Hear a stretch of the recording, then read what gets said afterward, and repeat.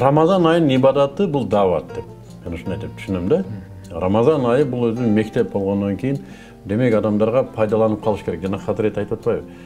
Шайтандар тушалды, тозоктор жабылды, адамдардын жүрөгү жибип турат. Өзүнүн дини жөнүндө маалыматка зарылдык бар, муктаждык бар. Демек, Жолборс эке сиз айтып аткан, мисалы үчүн 1 жыл чече турган маселени Рамазанда далай көөн чечип койсо болот.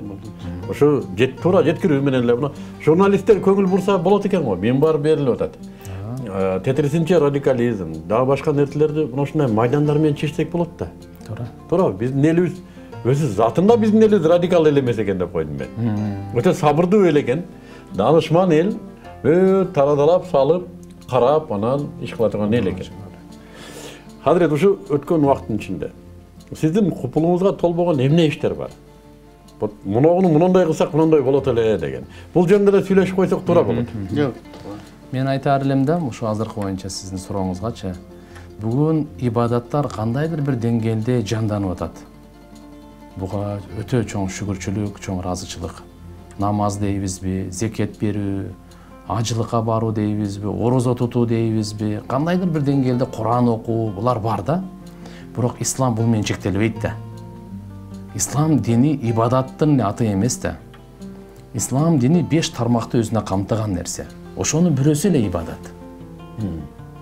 А бул жерде адеп ахлак каякта калды? Бул жерде мамиле каерде калды?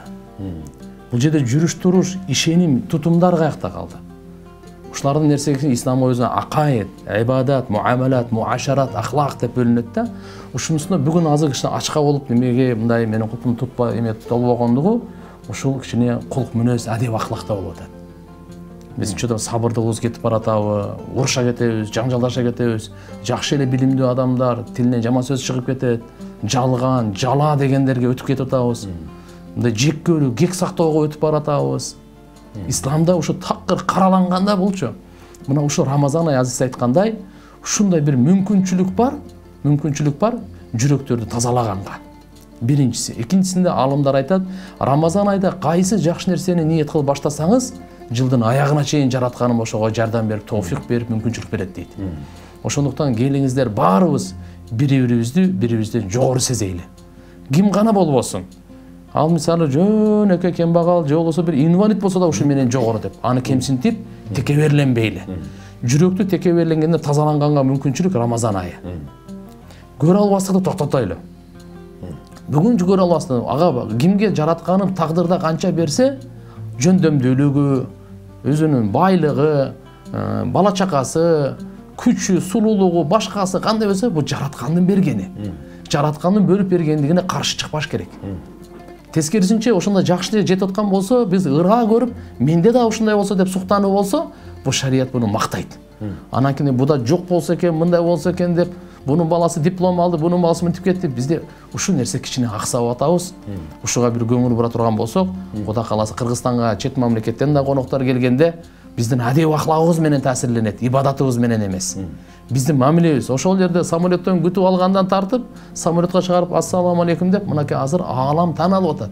Көчмөндөр дейбиз, башкалар дейбиз, Орто Азиядагы азыр карап туруп биз чет мамлекетке жүрүп атабыз. Кыргызстанда сөз эркиндиги, дин эркиндиги ушунчалык камсыздалган, ошо дейбиз сөз эркиндиги деп эле биз ушактап ал шариятыбыз чек коюп койгон. Эркиндик бар. Бирок о башканын укугуна кирип кетип, ушул нерселерден этияттана турган болсок, азыр соц сетте тармакта көрүп атасыздар. Ошону ушактоолордон, жала жабуулардан, ушундай жаман немелерден биз этияттансак, Кудай кааласа өтө жакшы, тез аранын ичинде үлгүлүү ыйманда ааламга мамлекет боло алабыз деп ойлойм иншалла.